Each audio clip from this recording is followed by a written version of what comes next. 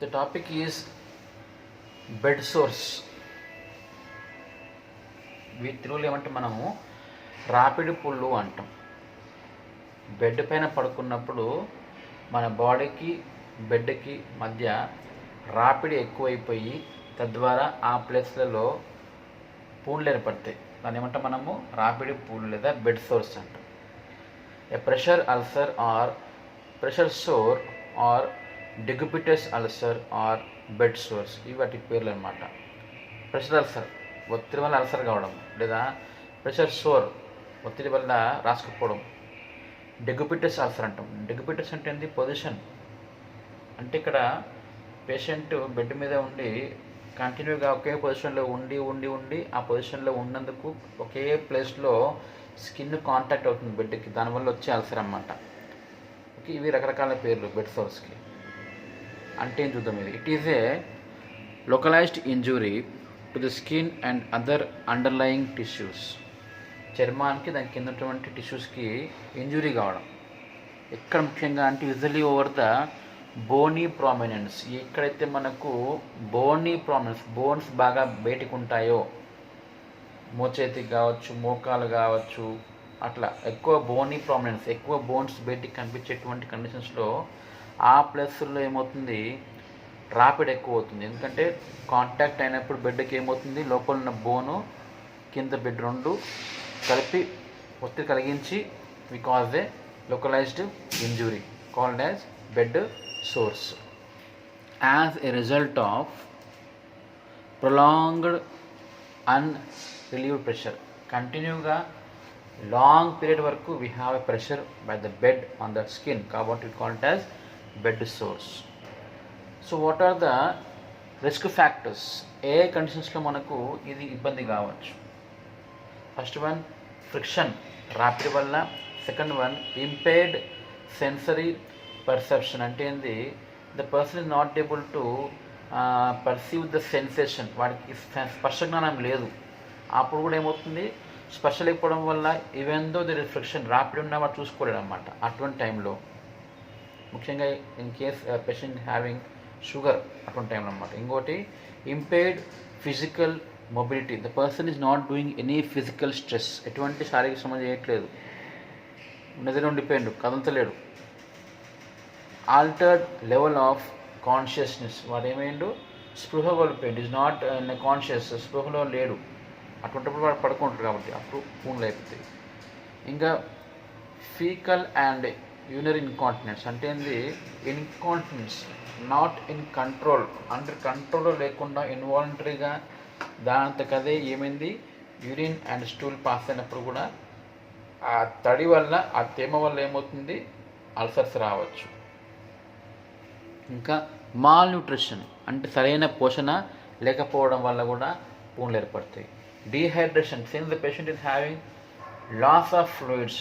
శరీరంలోంచి మొత్తం వాటర్ కోల్పోవడం వల్ల ఏమవుతుంది? స్కిన్కి డ్రైనెస్ ఎక్కువ అవుతుంది. డ్రైనెస్ ఎక్కువయ్యి రాపిడి వల్ల వెంటనే పుండ్లు ఏర్పడతాయి. ఇంకా ఎక్సెసివ్ బాడీ హీట్. బాడీలో ఏమైంది? Patient is having more amount of heat, ఎక్కువ వేడి. ఆ వేడి వల్ల కూడా, వేడికి రాపిడి వల్ల వెంబడే పుండ్లు ఏర్పడవచ్చు. ఇంకా అడ్వాన్స్డ్ ఏజ్ పెరిగే కొద్దీ ఏమవుతుంది? స్కిన్ పైన ఉన్నటువంటి సెల్స్ అనేవి చనిపోయి కొత్తవి మళ్ళీ పుట్టడం ఉండదు. జనరలీ మనకి ఏమవుతుంది? డైలీ దాదాపు కొన్ని మిలియన్స్ ఆఫ్ సెల్స్ అనేవి చనిపోయి ఊడిపోయి కొత్త ఏర్పడుతుంది స్కిన్ పైన, మనకు తెలియకుండానే. కానీ as it is advanced in age పెరిగే కొద్దీ ఏమవుతుంది? ఆ కొత్త సెల్స్ అనేవి రావు. కాబట్టి ఓల్డ్ పీపుల్లో స్కిన్ ముడతలు ఎక్కువగా ఉంటాయి. సో అటువంటి స్కిన్ వెరీ వెరీ థిన్గా ఉండి, సన్నగా ఉండి, పలచబడిపోయి ఈజీగా పుండ్లు ఏర్పడే అవకాశం ఉంటుంది. ఇంకా క్రానిక్ మెడికల్ కండిషన్స్, కొన్ని దీర్ఘకాలికంగా ఉన్నటువంటి వ్యాధులు ఉన్నటువంటి పేషెంట్స్, ముఖ్యంగా డయాబెటీస్ ఉన్నప్పుడు, లేకపోతే సివిడి కార్డియోవాస్కులర్ డిసీజెస్, గుండె జబ్బులు ఉన్నప్పుడు కూడా వీళ్ళకి కూడా ఇది సమస్య రావచ్చు. So what are the common sites? ఎక్కువగా ఏ ప్రాంతాల్లో ఈ అల్సర్స్ అనేవి, బెడ్ సోర్స్ అనేవి ఏర్పడే అవకాశం ఉంటుంది? ఒకటి, ఎల్బో, మోచేతిలో. ఇన్నర్ నీస్, అంటే మోకాళ్ళకి లోపల వైపు. Back of head and ears, తల వెనుక అండ్ ఇయర్స్ దగ్గర, షోల్డర్ భుజంకి, హిప్ నడుము ప్రాంతంలో. ఇవన్నీ కూడా sites for the ulcer of the patients అనమాట. ఇంకేటి కావచ్చు, గ్రేటెడ్ ట్రొకాంటర్ అంటే మనం సైడ్ పడుకున్నప్పుడు నడుము ప్రాంతంలో తగిలేటువంటి femur bone part, lower back and buttocks. అంటే patient is lying on the back, వెనక పడుకున్నప్పుడు ఏమైంది, వెనక పడుకున్నప్పుడు కింద బటక్స్, పిరుదులు మరియు లోవర్ బ్యాక్ కింద వీపు ప్రాంతం కూడా తగలవచ్చు. లాస్ట్లీ హీల్, పాదం యొక్క వెనక వైపు ఉన్నటువంటి బాల్ షేప్ ఉందని మనం హీల్ అంటాం, అక్కడ కూడా అల్సర్స్ ఏర్పడవచ్చు. ఇవన్నీ places where the chance of getting bed sores అన్నమాట. స్టేజెస్ ఏముంటాయి, దశలు ఏముంటాయి. స్టేజ్ 1 ఇదేంది, non blanchable redness of intact skin. Blanching అంటే ఏంది, నొక్కినప్పుడు గుంత ఏర్పడటం. సో అట్లా గుంత ఏర్పడకుండా ఎరుపు రంగు ఉంటే మనము స్టేజ్ 1 అంటే. There is a non blanchable erythema, ఎరుపు రంగు ఉంటుంది. ఆఫ్ ఏ లోకలైజ్డ్ ఏరియా అంటే ఏంది, ఒక ప్లేస్కి మాత్రమే లిమిట్ అయి ఉంటుంది, స్ప్రెడ్ కాదనమాట. ఎక్కడ ముఖ్యంగా అంటే on over a bony prominence, bones బాగా బయటికి స్కిన్ కింద వచ్చి ఉండేటువంటి ఆ ప్రాంతంలో ఇది ఎక్కువగా వస్తుంది అనమాట. ఇంకేమవుతుంది, discoloration of skin, warmth, edema or pain. Discoloration, colour తగ్గిపోతుంది, స్కిన్ కలరు తెల్లగా అయిపోతుంది. ఇంకా వార్మ్త్, వేడి ఉంటుంది. ఎడిమా, వాపు ఉండవచ్చు, లేదా ఆ ప్రాంతంలో pain, even you may have pain there.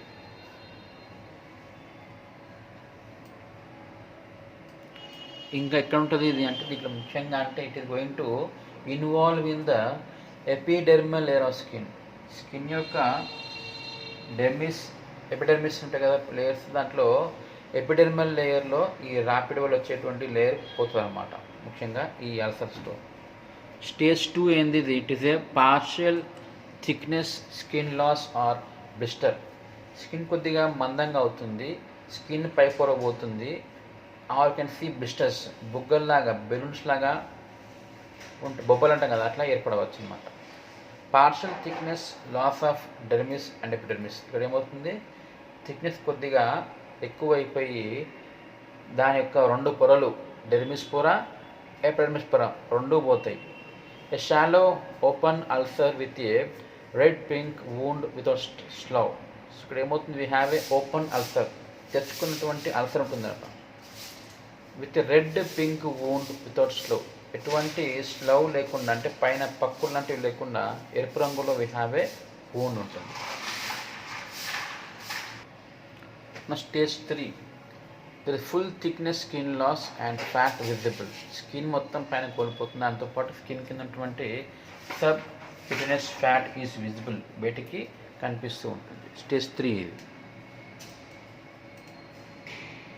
దీంట్లో we have loss of epidermis and subcutaneous tissues are lost అన్నమాట. స్టేజ్ 4, దీంట్లో ఏమవుతుంది, there is full thickness, tissue is complete lost. Ulcer ఏమవుతుంది, ఇట్ ఇస్ డీపెస్ట్, బాగా లోనుకుంటుంది.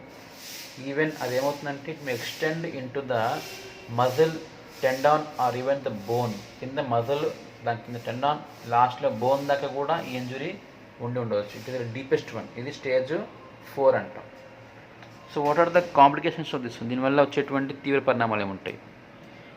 First one cellulitis, inflammation of the cells, bone and joint infection. There may be some infection in the bones and joints.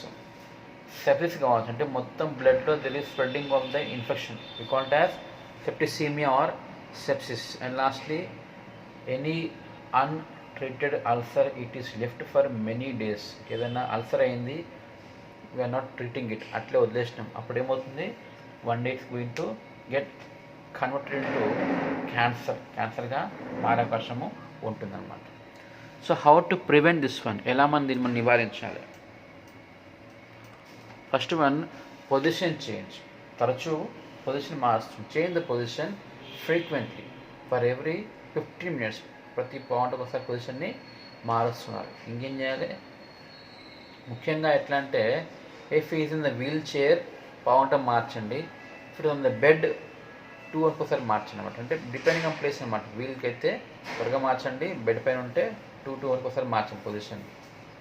Skin inspection అంటే check చేయడం స్కిన్ని. Inspect the skin for pressure source regularly. So స్కిన్ని మీరు తరచుగా గమనిస్తున్నాడు, ఏమన్నా pressure వల్ల source ఏమన్నా ఏర్పడుతున్నాయో గమనిస్తూ ఉండాలన్నమాట.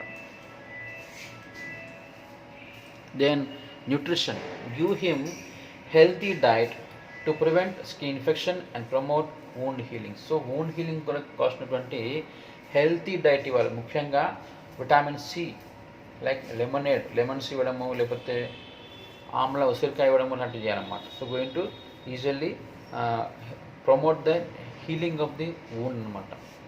And also give adequate hydration, బాగా ఎక్కువ సంఖ్యలో ఎక్కువ మొత్తంలో వాటర్ని మెయింటైన్ చేయాలి. See that he's going to have much amount of water regularly.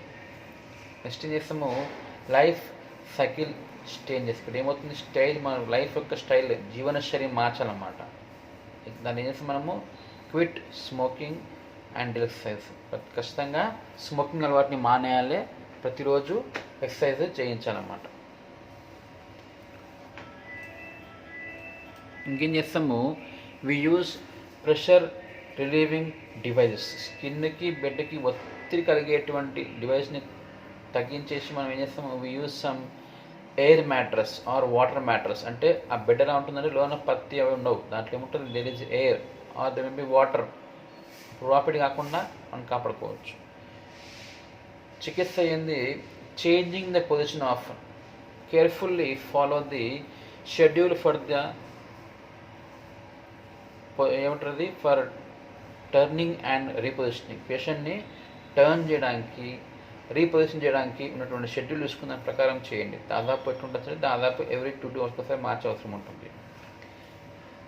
Approximately every 50 minutes in the chair, 2 hours in the beds. ఇది చెప్పింది, వీల్ చైర్ మీద ఉంటే పావుగంటకు ఒకసారి, బెడ్ పైన ఉంటే 2 hours ఒకసారి ఖచ్చితంగా వాళ్ళ పొజిషన్ని మార్చారన్నమాట. ఎందుకు, దే ఆర్ నాట్ కాన్షియస్, స్పృహలు ఎప్పుడైనా మనం మార్చాలన్నమాట. యూజింగ్ సపోర్ట్ సర్ఫేసెస్, అంటే ముఖ్యంగా సపోర్ట్ ఉన్నటువంటి సర్ఫేస్లలో మనం కూర్చోవాలి. ముఖ్యంగా స్పెషల్లీ కుషన్స్ ఉన్నవి, ప్యాడ్స్ ఉన్నట్టు ఉన్నాయి, లేదా బెడ్స్ ఉన్నట్టు దాంట్లో కూర్చోవాలన్నమాట. Cleaning, how to clean, to keep wounds clean and prevent infection. ఏం చేస్తాం మనము, wounds can be gently washed with water and mild soap. తేలికపాటి అంటే వెరీ మైల్డ్గా ఉన్నటువంటి సోప్ లేదా వాటర్తో వాటిని వాష్ చేయాలన్నమాట. Open source should be clean saline each time when the dressing is change. ఏదైనా స్టోర్స్ ఎలా ఉన్నాయి, ఓపెన్ సోర్స్ ఉన్నాయి, ఓపెన్గా ఉన్నటువంటి గాయం ఉంది, ఖచ్చితంగా we have to use the saline to clean the open sores before we are going to dress the wound అనమాట. కంట్రోలింగ్ ఇన్కాంటినెన్స్, పేషెంట్ ఒకవేళ యూరిన్ ఇన్కాంటినెన్స్ ఉంటే, మూత్రం విసర్జన ఆకుండా వస్తుంది, is not able to control his urine, అటువంటి వారికి అంటే కంట్రోల్ చేయమన్నమాట. రిమూవల్ ఆఫ్ డ్యామేజ్డ్ టిష్యూ, ఏదైనా గాయం అయితే కనుక ఆ టిష్యూని, డ్యామేజ్ టిష్యూని తీసేస్తుంది. దాని ఏమంటే మనం డిబ్రెడ్మెంట్ అంటే, డిబ్రెడ్మెంట్ ఏంది, టిష్యూ ఏదైనా గాయమై చెడిపోయి ఉంటే దాన్ని మనము తీసేస్తాం అన్నమాట. ఎందుకు, to heal properly the damaged dead or infected tissue should be removed. గాయమైంది లేదా చనిపోయిన టిష్యూని తీసేస్తాం మనకి, లేకపోతే ఇన్ఫెక్షన్ కావచ్చు మళ్ళీ. అండ్ కెప్ట్ ఫ్రీలీ, ఎప్పుడు ఫ్రీ ఉంచాలి. డ్రెస్సింగ్స్ బాగా వేయాలి. Orally we give some antibiotics to prevent infection. Healthy మంచి డైట్ ఇవ్వాలి. Educate the care giver who is going to take care of the patient. వాడికి మనం ఎడ్యుకేట్ చేస్తాం, ఎట్లా తరచుగా పొజిషన్ మారుస్తుండడము, డైట్ ఎట్లా ఇవ్వడము అని చెప్పాలి. ఇంక లాస్ట్ ఏంది, సర్జికల్ రిపేర్, సర్జరీ చేసి దాన్ని రిపేర్ చేయడం కూడా చేయాల్సిన అవసరం ఉంటుందన్నమాట. ఇంకేం చేస్తాము, టిష్యూ ఫ్లాప్ అంటే చేస్తాము, ఒక ప్లేస్లోంచి టిష్యూని తీసుకొని ఆ ప్లేస్లో పెట్టి స్టిచ్ చేసేస్తుంది. ఏమంటే మనము usually call it as plastic surgery అంటాం. Replace tissue by using other tissue flap అనమాట.